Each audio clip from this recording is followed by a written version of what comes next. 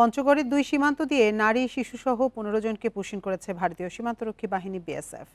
BGB জানায় শুক্রবার রাতে 56 বিজিবির আওতাধীন উপজেলা সদরের চাকলাহাট ইউনিয়নের খুনিয়াপাড়া দিয়ে 10 জন ও অমরখানা ইউনিয়নের অমরখানা সীমান্ত দিয়ে 5 জনকে পুশিং করা হয়।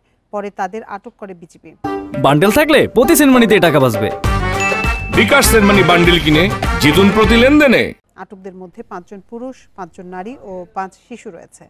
খুনিয়াপাড়া সীমান্তে আটক 10 জনকে সদর থানায় হস্তান্তর করা হয়েছে, আর অমরখানা সীমান্তের আটক 5 জনকে থানা পুলিশের কাছে হস্তান্তরের প্রক্রিয়া চলছে বলে জানিয়েছে বিজিবি।